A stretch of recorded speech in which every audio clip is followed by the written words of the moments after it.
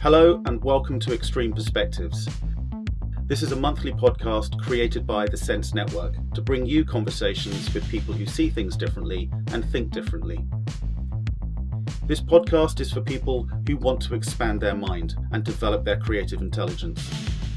I'm your host, Jeremy Brown. For 20 years, I've been seeking out people from the edges of culture, the creators, outliers, misfits, rebels, and the crazy ones. People who want to change things and push the human race forward. In this episode, we are speaking with the misfit and winner of the Creative Thinking World Championship, Gerard Darby. We explore the importance of ambiguity, education, theatre, and how dyslexia needs to be reframed as a different way of thinking. We find needles in haystacks with Einstein, take the advice "Don't try" from Charles Bukowski, and discuss the merits of Hyper Island and the brilliance of the charity The Ministry of Stories. Hi Gerard.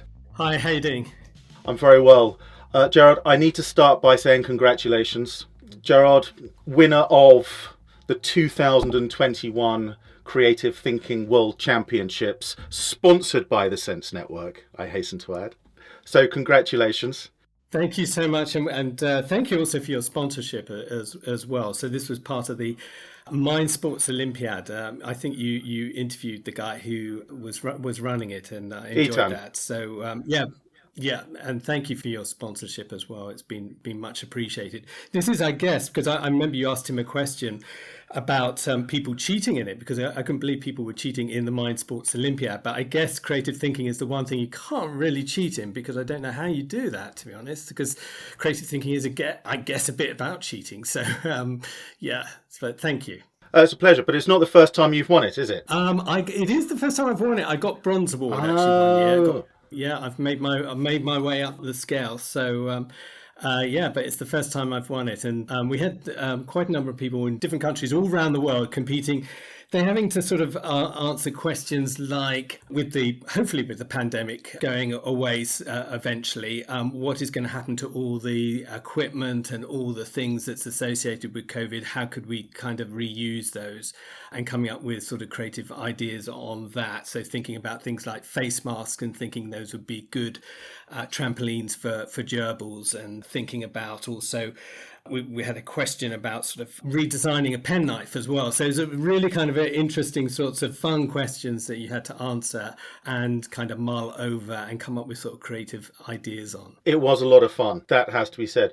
But to get us started, could I ask you, as I asked you the question that I ask everyone when I start the Extreme Perspective podcast, is, are you an outlier, a misfit, a rebel, or a crazy one? Well, dodging the question, of course, being creative, I'd say a bit of all of these, really. So a rebel, I once interviewed actually James Dyson, the inventor James Dyson, and that his one piece of advice was, when somebody gives you some advice, then explore the opposite, go in the opposite direction, see the potential for the opposite. So I've always thought that's been brilliant advice. And so I'm quite, I suppose, a rebel, but a very polite rebel, and look at the potential for the opposite. I'm definitely a misfit, but at the same time, I don't really try to fit in. I don't try to conform. I think life's too short to conform. And at the same time, I feel that you have to be sort of creative with your ideas and not necessarily feel that they need to conform. And you have to also, I guess, being a misfit, you have to kind of think about, at the same time, how you're going to bring people along on a journey, how you're going to kind of entice them in with your ideas. So sometimes it's a misfit, and sometimes you have to kind of go with the flow and kind of lead people with your ideas.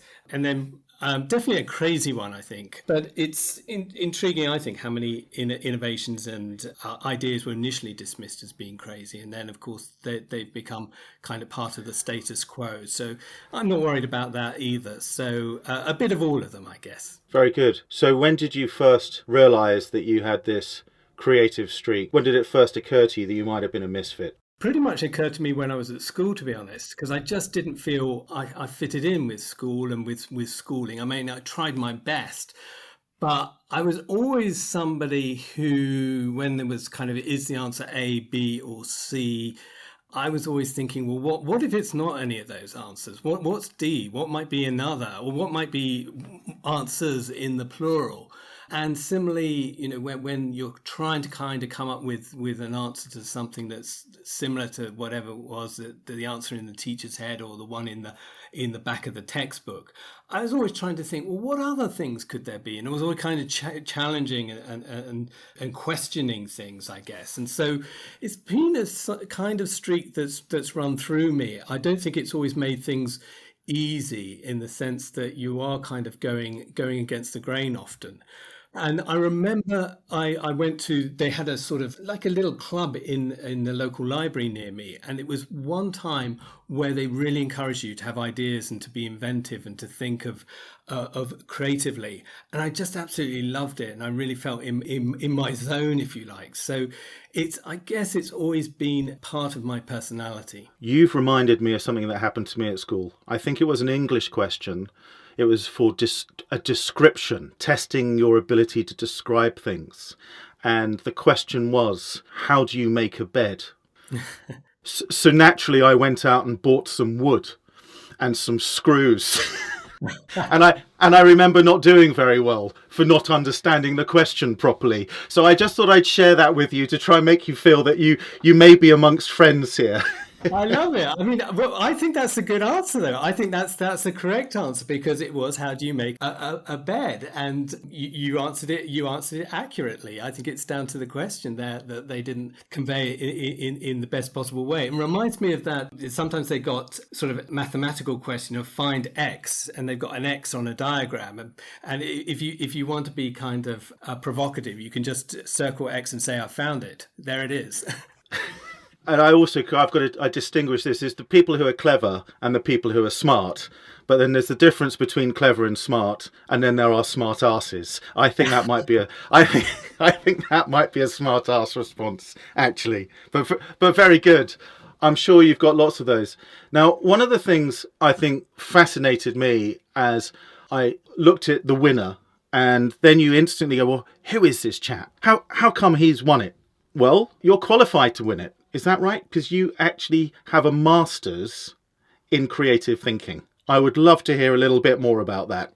Yeah, I did a master's not that long ago. Maybe it was about 4 years ago. And it's like one of these things I try to do in my spare time. It was pre-COVID, but the whole master's course, University of Central Lancashire in England. And the whole of the course was actually distance learning. So I never actually got to go to the university at all.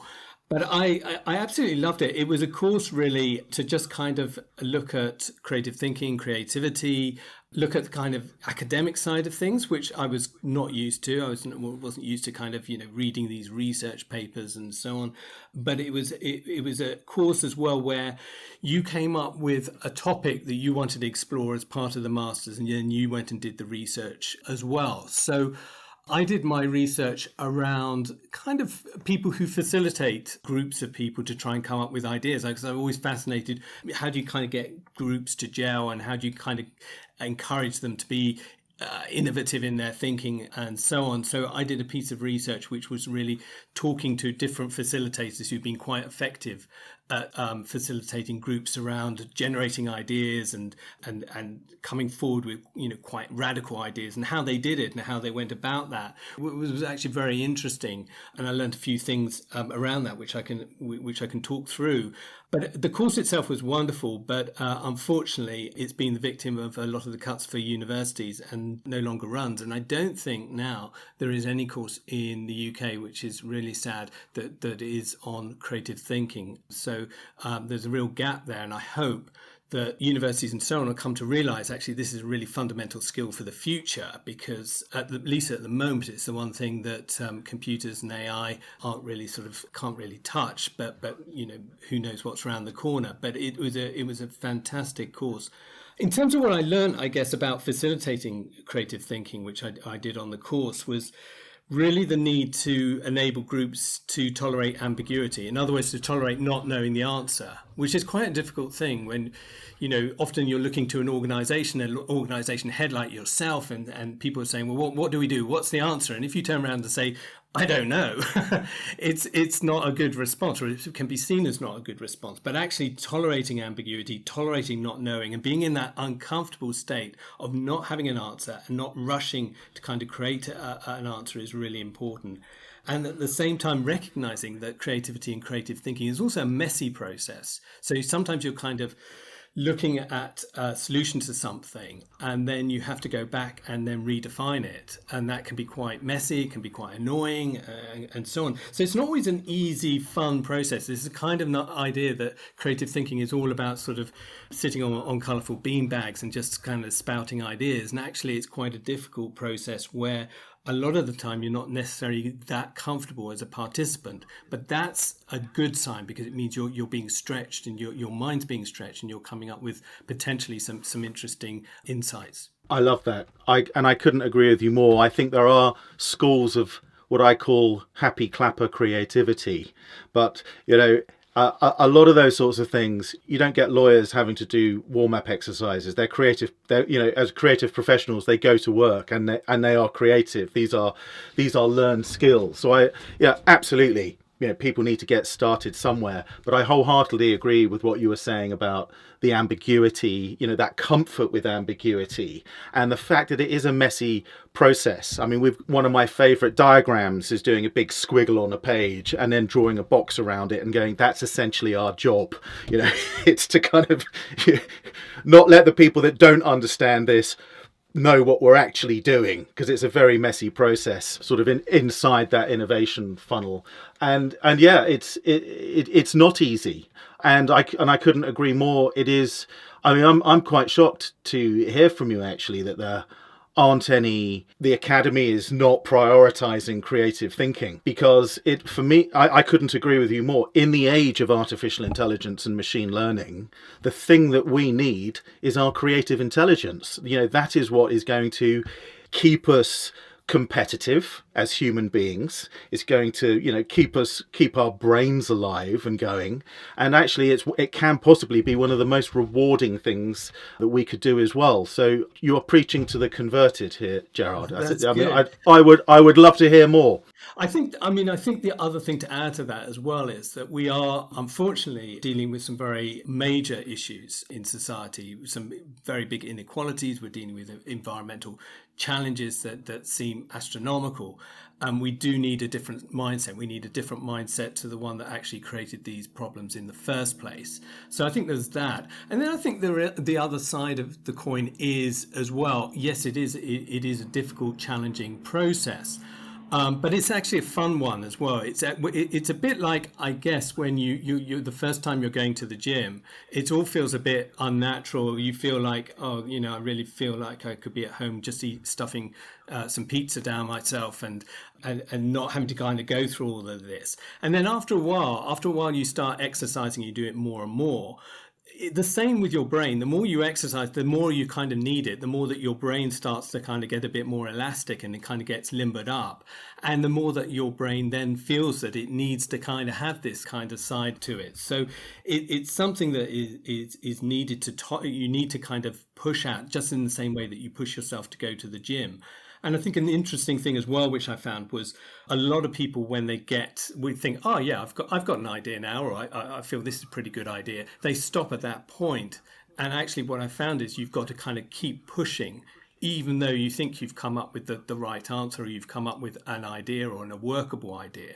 You've got to still push yourself to come up with other ideas in the plural, even though you feel that you've exhausted them. There is that quote that people say, people were supposed to have asked Albert Einstein, what's the difference between your mind and the way that my mind works? And he was supposed to have answered, when you're searching for a needle in the haystack, you stop when you've found the needle. I go on looking for the next one. And I think that's the same as well with creative thinking. Is yes, you might come up with an idea, you think it's going to work, but you need to kind of keep going at it, even though you think you've got a workable idea there. Of all of Einstein's quotes, I've not heard that one before. That's a new one for me, so thank you. That's all right. I'd love to know more about the actual course itself. And you mentioned that you interviewed people who facilitate the collaboration, the coming together of people to generate ideas. Just out of interest, what types of characters did you speak to, and how did you approach that? Yeah, they were all people from different kinds of areas that some were working for companies, some were working for universities, who were in one way or another responsible for kind of facilitating generation of ideas and making ideas happen.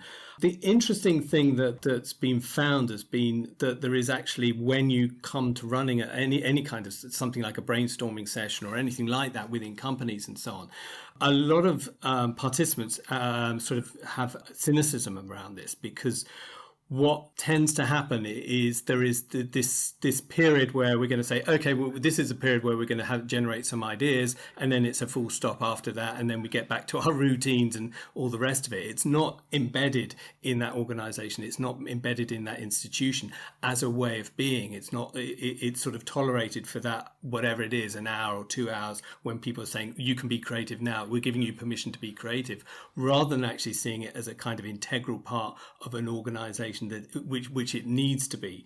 So that's one thing that I came across. And then I think the other thing is that people, which is really important, and I think it's a really important facet about creative thinking, is that it's often identified with as being the process of just generating ideas. And actually, I believe that creative thinking, what's really, really important about it is to apply that creative thinking, not just at the idea stage, but at the implementation of that, of your idea. And that's when you need creative thinking, and potentially you need it even more so, because you're going to be coming across obstacles. You're going to be coming across cynics. You're going to be coming across people who are going to put things down. You're going to be coming across a lack of resources in order to implement your idea. That's when you need a lot of creativity and creative thinking. You don't just need it at that initial stage of generating an idea. It's often how you actually make that idea happen, and indeed making an idea happen, that is crucial. I think that's fascinating. That's not something you hear very often. So what you're saying is, when that idea sort of gets released to the world, is that when you're talking about it? I'm saying potentially even pre that. I mean, but also when you're trying to kind of get buy-in to that idea within an organization, when you're trying to kind of communicate that idea, at all those different stages, you still need creativity and creative thinking.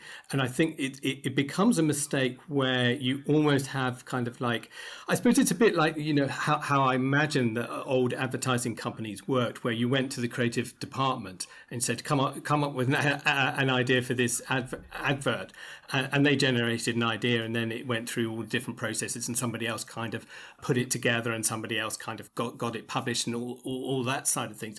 Where I think we are now is that you need creativity throughout the process from really looking at a problem and understanding that problem and defining that problem, right through the process to actually implementing it and making it happen, and potentially even beyond that. So I think it's a misinformation that essentially you only need creativity at the start. I've had some similar thoughts in the past, and the way that I sometimes think about ideas, and when you're bringing ideas into the world, that just like children have chickenpox parties, or mothers organise chickenpox parties for their children, you're sort of immunising your ideas against external forces. And the more that it can be exposed to, the more sort of antibodies that it can start to build up, the stronger that idea becomes. And that for me is that exposure, and certainly just one of the real benefits I see from how we like to work is the more perspectives that can bombard that idea, the stronger it becomes, because it can stand up to criticism from many different perspectives. And of course, it needs to wash with the CEO, and the CFO needs to sign off, the investment. But then it's the culture of the business, and and so I think that the culture, whether it's in a petri dish or whether it's in an organisation, it could actually reject those ideas. And I think that's what we're always working towards, isn't it? It's how you have to position it differently for different people. Absolutely. And I think you've touched on an interesting point as well. I think that's why you want and need diversity within organisations. because you want a whole range of different perspectives. And you want perspectives sometimes that are ones that may not necessarily agree with you or may look at something very much from a point of view of the resources and the costs and so on. You want all those different perspectives within an organization. You don't want an organization where it's, I mean, I've heard that at one stage, some of the big accountancy companies were getting people to do a sort of psychometric test as part of their sort of interview process to see, are they going to fit in? And going back to where you started at the very beginning, you want the misfits. You want some of those people who aren't going to fit into your organization or fit in that comfortably, because you want that diversity. You want those diverse perspectives, because that's going to be how it's going to help you innovate. Some grit in the oyster. Exactly. I'd love to zoom in a little bit more on and pick up what you talked about earlier: artificial intelligence, machine learning, the fact that, you know, this creative thinking course has been dropped.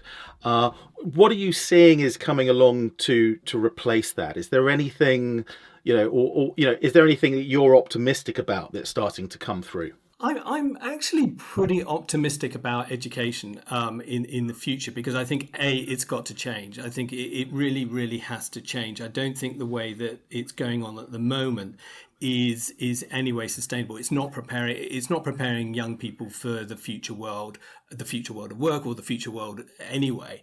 And it's not giving employers rather, like yourself, the talent that you need, the people with the skills that you need. So you've got those two forces. You've also got that interesting force as well of the pandemic.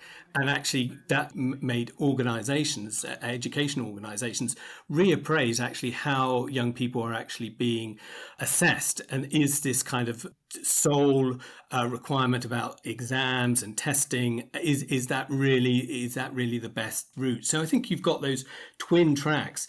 And I think at the same time, you've got a world that's very fast changing, and a skill that I believe, alongside creative thinking, that we're going to need is the capacity to learn how to learn. In other words, to be able to be a fast learner. And I'll give you an example of that. I, as part of some of my work, looked at a digital school called Hyper Island, where the students sort of go and train in order for a career in the digital industries. And the interesting thing about the training on that course was they were trained in what is often referred to as soft skills, which I think is a wrong terminology, but things like creative thinking, resilience, team working, collaboration, those sorts of skills. They weren't actually trained in any technical skills whatsoever. They were trained in how to learn those skills, and then they would have to go out and learn them themselves. In other words, they were trained to be fast learners.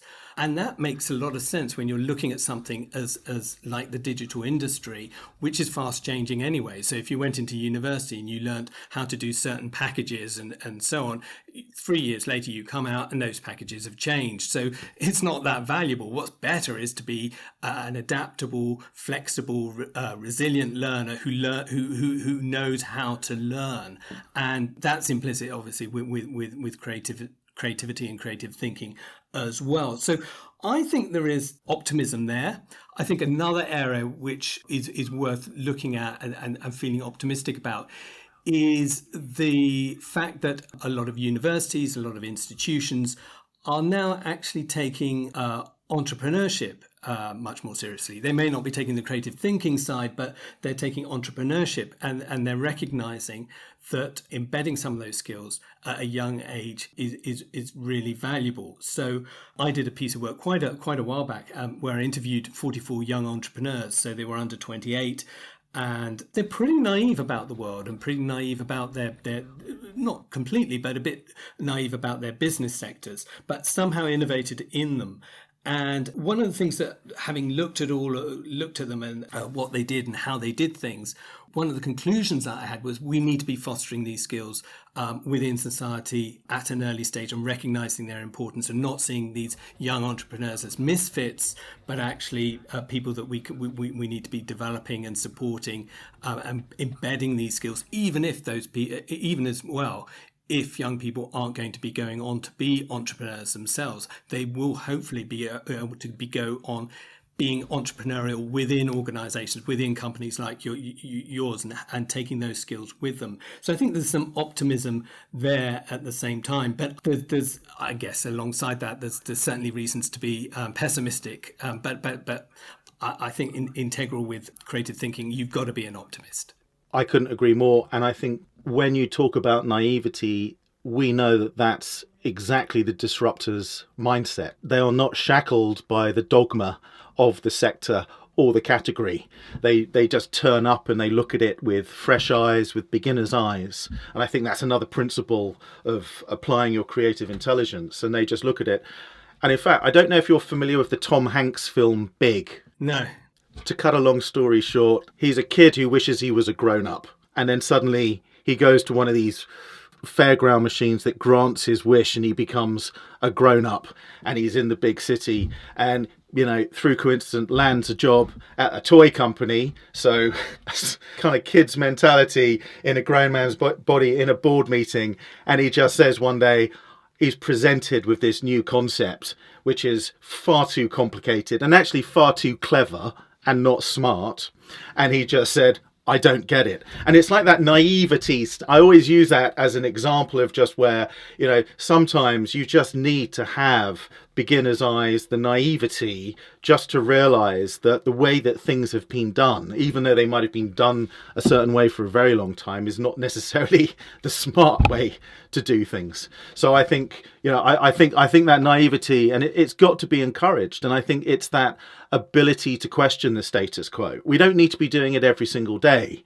but certainly, someone somewhere needs permission to be asking those sorts of questions. I completely agree. Definitely. And I think people do need to be questioning assumptions, questioning conventions. And as you say, that naivety of coming at something from a very different perspective is really important. And actually, going back to my point about diversity as well, what I found is, and again, your question about sort of reasons to be sort of optimistic and so on, is there's a different now, or there's becoming a different attitude about people with dyslexia, because people with dyslexia, it was often very unfortunately being sort of conveyed as a bit of a put down. Oh, they're not, they're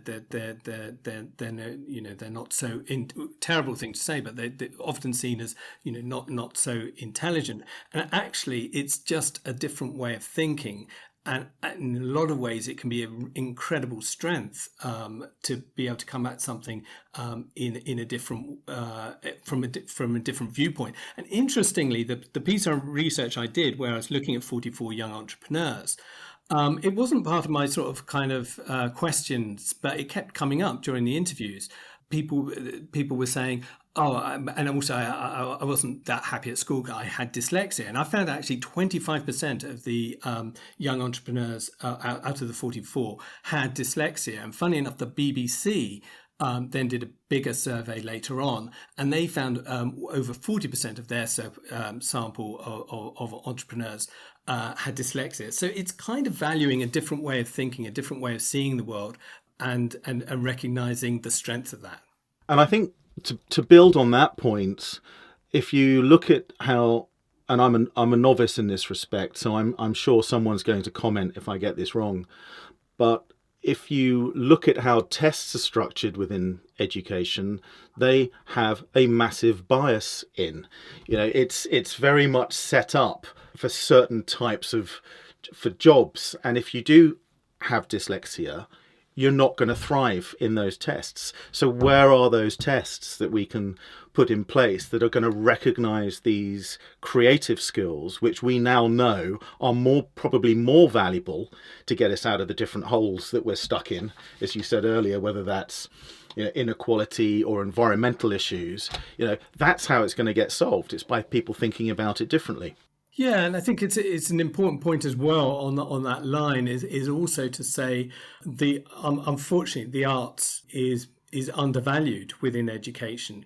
There is a huge amount of value in the arts in terms of the creativity that it brings to young people, and that creativity which they can then transfer into other subject areas as well. But again, it's seen as quite peripheral. It's seen as, oh, well, you're doing music or you're doing visual arts or whatever. Well, that's very nice. It's kind of like, something for a rainy day, rather than seeing the value of that and seeing the importance of that and seeing the importance of those skills, those transferable skills that young people are getting through studying that, and valuing that and valuing that as a kind of really, really important part of education.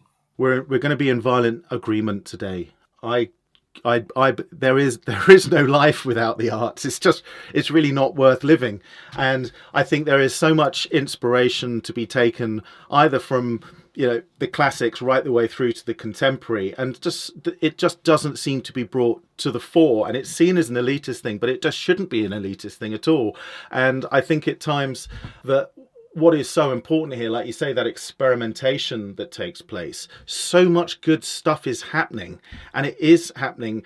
I was worked with the National Theatre Foundation for a number of years, and what the Arts Council is funding and the things that are going on is just amazing, but it's just not getting through to enough people, and not enough people are picking up on it. So I agree, and that's where a lot of inspiration has to come from as well. So I think all for that. We're not going to disagree on anything today, or maybe we should spend the next 10 minutes trying to find something that we're going to disagree on. Well, you're right, though. I think, and interestingly, I go to quite a few, you might say, unusual theatre, but theatre where it isn't actually taking place in a theatre, which sounds a bit odd, but actually where it's taking place on site. So I've been in theatre in the back of a crashed car. I've been in theatre in a locker, in one of those places where you go to leave your left luggage. I've been in theatre, the back of a lorry. All these kind of different places where it didn't require an actual formal theatre space, but people have been creative about the spaces around them and thought about how can we kind of make this even more kind of real, even more alive for the audience. And it's been phenomenal what's been done in all of these different spaces and different kinds of places. And the arts world, I think what the arts world needs to do is we need a better bridge between the arts world and education to bring the arts world more into formal education, so that we can kind of use their creativity and use the way that they approach things within formal education by sort of encourage them into our schools, and hopefully encouraging young people to question things, think about things differently, look at the world differently. And that will be just such an inspiring place. But we've got these amazing arts companies who are doing this wonderful work for audiences, but we need to kind of get it to a much, much, much bigger audience. And I would love to see arts organizations and philosophers working with government. I mean, I know it sounds really out there, but I think that would be just so great to get their input into questioning how we see things, helping them solve problems. Because we look at our politicians and we say, oh, well, what's the answer? And I mean, things are coming along like pandemics where it wasn't necessarily on people's radar. And all of a sudden we're saying, well, what do we do? What's the answer? Well, how do we do this? How do we deal with this? And all of a sudden, politicians have to come up with an answer very quickly. And actually what we need is to bring in all of these diverse viewpoints, all of this creativity that exists, and not see it as one or the other, but actually see it as part of the whole.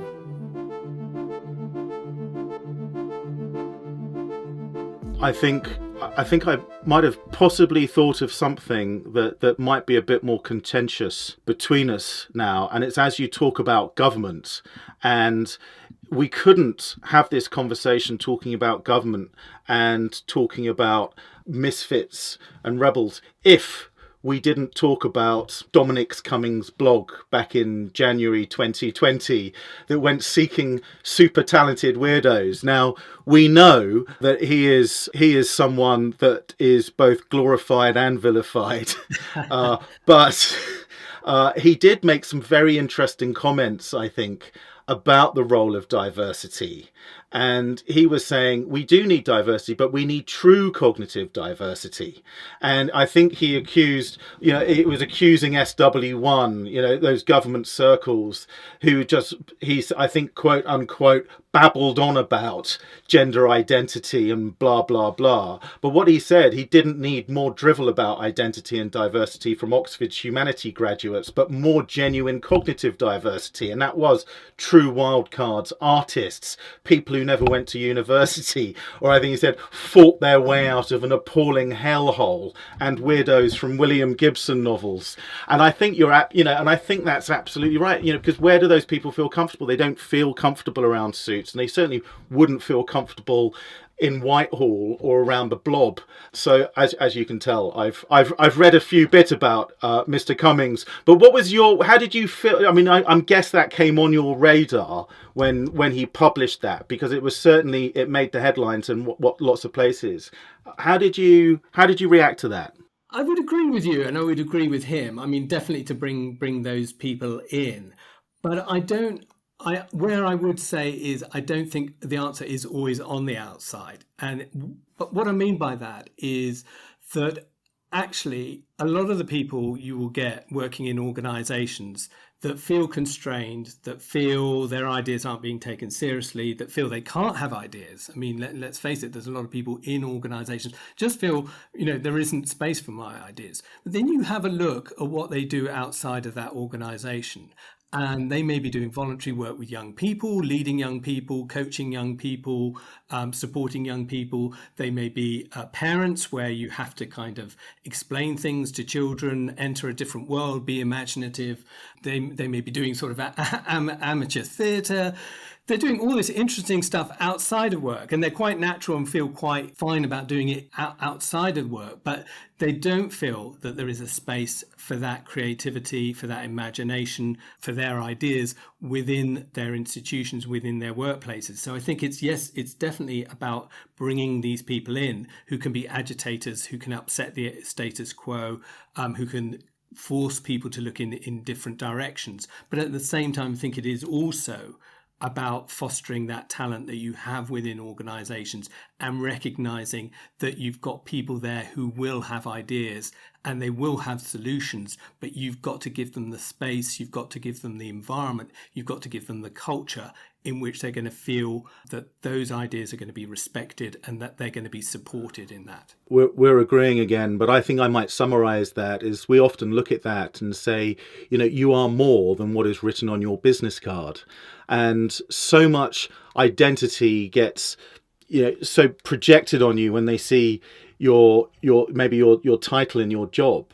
And I just think it does put you straight into a box. And this is obviously why I like to ask the question, are you a misfit, a rebel, or a crazy one? Because at least it allows us to start in a place that you can really maybe talk about those parts of your personality or your interests or your side hustles, whatever it might be, that are actually the things that bring you to life, that energize you.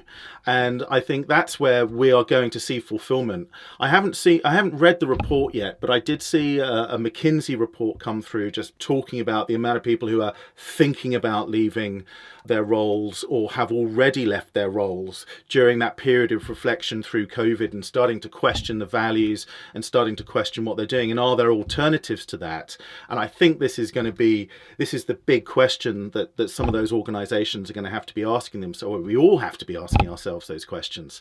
But I think that's really, I think, is what is coming to the surface and possibly what we're seeing there. I think that's a really good, it's a really good point. I think a lot of people are not just questioning, well, do I want to commute to this place? And does this place, the value of this place, where it gives me free coffee or whatever, but does it give you, as an employee, the space to have ideas, to have your ideas potentially, if developed? And I think at the same time as well, what we're on a trajectory for is that we are going to need to be creative about our careers. And we're going to need to be thinking about our careers in a creative way. So often somebody says, what do you do? And they're expecting a single answer. They don't expect you to say a number of different things. But actually, I think more and more people are going to be required in the workplace to have a whole facet of different skills that they can utilize. Some people will be, at the same time as being an employee, will also be self-employed, and there's going to be a much more fluid ways of working within organizations. I think organizations are going to need to fight for talent, and in doing so will need to kind of give people the space to be creative and the space to have ideas. And the other thing that I'd probably add to all of that is that we do need to value, as I say, what people do outside of work and outside of what might be seen as their careers. Up until recently, unfortunately, I was a carer for my parents. And actually, if you said to me what was some of the most challenging work that you've ever done, it was certainly being a carer, not because I didn't love them, but because, if you're caring for somebody with Alzheimer's, that's very, very challenging. And you certainly have to be creative as well as resilient and so on. So I think what we've got to do is recognize the value of people's lives and what they do formally within a career, but also outside of that as well. A career is more than about just working for an organization. It's about your philosophy, it's about your mindset, it's about your purpose, and it's being able to be allowed to have that purpose and to fulfill that purpose as well. And maybe a little build on that, because I quite enjoy doing this, is, my advice to my children is don't try. And lots of other parents get very shocked when they hear me saying this, but it's from, I think it's Charles Bukowski, said don't try. If you can find the thing that you love to do in life, you don't have to try at doing it. You can just get on and do it. And I think that's also, you've got to feel that gravitational force to doing stuff and enjoying it. And if you can wake up and say, I've got the best job in the world, then, great. And that's something to aim for. I certainly feel that way quite often. Yeah, and I would say, and try lots of things, be curious about lots of things, experiment with lots of things, because even if you don't end up pursuing them, you learn through about them. And then at certain points in your life and certain points in your career, you'll start joining them back. You'll start taking some of the things that you've learned and you'll start linking it back to what you do. I think it was really interesting when we spoke briefly before, that you said that you did psychology, you did design. I think you studied a number of different subject areas, if I'm right. And I really like that. I really like the fact that you studied all these kind of quite different subject areas. But you think about it, you can kind of make connections between those, and you start bringing all those different elements together. Then you've got something quite powerful. Yes, and at the time, no one could understand why I was interested in those things. No one could understand, how are you going to use these? Where are they going to take you? And actually, if you look at the world of innovation now, it's all about business design. It's all about psychology. It's all about design. But that just wasn't a thing. It didn't exist. And I think, maybe we're at a similar point here with creative thinking, and sort of maybe we can intuitively see that value, but it's just going to take a while for the mainstream to catch up with it, or maybe the scientific bias that we have within the academy, and there's not sufficient oxygen for the arts, or really what fuels the arts, which is that raw creativity. It's not being given sufficient platform to strut its stuff. I think as well, what will be important is that people start to kind of get over this sort of attitude that creative thinking is quite elitist. It's for certain, people who are excelling in a certain kind of profession or whatever. And actually, what is integral to your ability and your capacity to think creatively is your belief in how creative you are. That has a huge correlation between your belief in your creativity and your actual creative aptitude. And so I think more what we need to do is kind of demystify creativity and creative thinking, and not see it as kind of something for a few, but actually see it as something that everybody has, and that life comes along and dilutes your imagination. And that it is about sometimes getting back in touch with that. It's about sometimes being childlike, but not childish, but being childlike. And it's kind of getting back back to what we are born with, that ability to be creative, and actually seeing it as well as it's not something that has to be a major solution. It doesn't have to be a major problem that you're focusing on. I remember speaking to somebody who was blind and talking about creativity. And he said, well, I'm creative every day. I have to be. It's how I get around. It's how I find my way around. I have to be creative. I have to kind of use creativity in order to kind of get through life. And I thought that's a really good example of how it's just has to be integral to what we do and also how we do it. We just this week, we have soft launched creative intelligence training through the Sense Network. And this is a free course. So this is part of our purpose, is very much to how can every human everywhere, how can we get them to fulfill their creative intelligence and collaborate to make things better and make better things for people, the planet and the business. And that's why we exist. But our first step is to give away this creative intelligence training. And that's partly about building confidence. It's partly about helping people to see things differently and realize that there is this inner space, just as you were sharing about your story about the chap you were talking to, the blind chap you were talking to. You know, you have to be creative, and it can actually make everyday life so much more engaging and interesting to do that. And you don't need Netflix. You don't need to be paying subscriptions to stuff that's going to turn you into a dribbling clicker. You know, you don't have to be scrolling through stuff. There is this world of ideas, and we can be building on that stuff together and having a lot of fun doing it. It's really brilliant that you're doing this. I mean, it's so good that you're doing this and putting it out there, because, as I say, I mean, that was only one university offering this course, and it's not even doing it now. And for you guys to actually be putting out a course like this that hopefully demystifies creativity, that builds people's confidence. And that, as you say, that people recognize and come to appreciate how enjoyable the whole process is, and how it is about actually sometimes just going out there and the things that we see every day, but actually this time around looking at them, actually really looking at them, and kind of rekindling as well, I guess, a sense of wonder which you sometimes get from being creative and looking at the world through a creative lens. You see that wonder that's out there, and you see the possibilities and the opportunities in it. And I think it's much when you think about it, it's a much better mindset to be looking at the lens in a creative way of looking at what's the opportunities, what's the solutions, what's your ideas, rather than looking at what's the problems and just talking about the problems. I did a long time ago a project which was, we called it the Coffee House Challenge. It was for an organisation. It's got a bit of a pompous name, the Royal Society for Arts, but it's 300 years old. So I guess you can get away with having a pompous name when you're that old.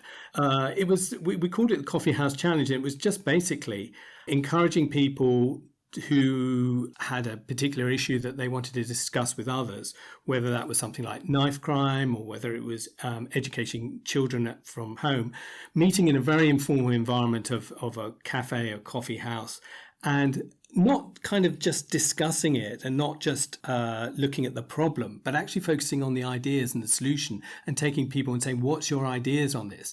And it was really transformative because it got people actually into a very different mind space of actually, well, what are your solutions to these problems? What do you think we should be doing about it? And that had energy, and an incredible number of different innovations and initiatives came through from this. With these people who'd never met each other, they'd just come to this informal space talking about their ideas about something that they were all concerned about. And as a result of that, one of the things that Ideas does is it captures hold of people, and it drags them along and says, come on, we need to make this happen now. So it's a great initiative. And I think what you're doing with this training course is absolutely brilliant. And I really support you and congratulate you on doing it. Well, thank you, Jared. There was just one more thing I would love to talk about, because you very kindly donated your huge prize money, slightly sarcastic, to the Ministry of Stories. And I was I welled up watching the video that you shared, which is posted on the Sense Network, because they were doing precisely that. It was just going out and finding those stories that are around us, or how the imagination can take over from that. And so I'd love just to hear a little bit more about the Ministry of Stories and what it is about the group that you admire so much. Yeah, thank you for supporting them through your programme. Ministry of Stories is a charity in East London, works in Tower Hamlets and works in Hackney. It was actually modelled on something from the United States called 826 Valencia, which was where a space in I think it might have been in New York, where young people who were kind of struggling a little bit with their writing, they could go there after school, and it kind of just unleashed them with not focusing on so much this is right and this is wrong about writing, but actually just unleashed their imagination and gave this amazing space in order to be imaginative and to help them come up, be even more creative with their writing. So it was modelled on that, and somebody took it, like a lot of ideas, they transferred it from the States to the UK, and they modelled it on this. And the Ministry of Stories, if you go to their website, or you actually go physically to their place, they've actually got the front of it is a monster shop. Full of everything like werewolf biscuits and all the rest of it, which you can buy, and all those purchases supports the charity. But they work with local young people, not necessarily who've got a great deal of opportunities in that area, and they help them to be imaginative, and they kindle their imagination, and they enable them to kind of get back in touch with creativity and enjoying being in the world, and telling their stories and giving their stories and making up their stories, and generating this wonderful kind of means that enables those young people to kind of be creative in the world. It's a wonderful charity. Ministry of Stories, do check it out on their website. And as I say, it's doing some great work both in the local communities there, but also they go out into schools as well. And as I say, they're trying to kind of raise the funds for a library of books just to kind of stimulate their children's imagination. So any support that your listeners can do, that would be wonderful. The other thing I think about ideas is that people kind of sometimes think an idea has to be really radical. It has to be kind of life-changing, or it has to be something that's extremely innovative. And actually, sometimes some of the best ideas are really quite simple. They're quite straightforward. But strangely enough, nobody's seen them, or nobody's had the courage to kind of point them out. So I think it's an important thing that when we're looking at ideas and thinking about ideas as well, that we don't always necessarily have to gravitate towards something that's radical, but actually just think about, well, is this going to solve the problem? Is this going to solve the problem? I think that's one. And then I think the other thing that we need to do sometimes is upstream things and actually think about, well, what's causing the problem in the first place? So we can't always be a sticking plaster, but actually go upstream and think about what is actually causing the problem? What are some of the challenges? What are some of the systemic issues that is creating these problems in the first place? And actually looking at those and trying at least as much as possible to address those as well. Amazing. Well, thank you so much, Gerard. I thoroughly enjoyed that conversation. I think we need to get together again and talk some more. There's clearly lots of common ground, and we need to try and find something that we disagree on. I think that would be. I think that's always healthy. That's where good conversations come from. A little bit of tension. I'm sure we will eventually. I'm sure we will. But I've loved it as well, and I've loved talking to you about the wonderful thing about ideas, and also, I mean, congratulations to you and everybody in the Sense Network for what you're doing, bringing people together. Because I didn't know about the network before, and then I saw it and thought, well, as a misfit, this is somewhere I am going to fit in, and so it's wonderful to have that space, wonderful to have that place, and where everybody's supporting each other and helping each other foster their ideas. So it's great what you guys are doing. And as I say, the course that you're running, the program that you're running to give people confidence in their creativity, I think that's going to be wonderful. And I'll have a look at that. And if I can contribute anything to that, then I'll be very happy to do that. Amazing. I'm sure we will. And thank you again. Cheers. Thank you. Thank you for listening to Extreme Perspectives, brought to you by Sense Worldwide. We'd love you to join the conversation using the hashtag Extreme Perspectives. If you enjoyed it, do leave us a review. The Sense Network collaborates with many of the world's most innovative companies to help them to be more innovative. Join us at thesensenetwork.com or get in touch via email hello@senseworldwide.com.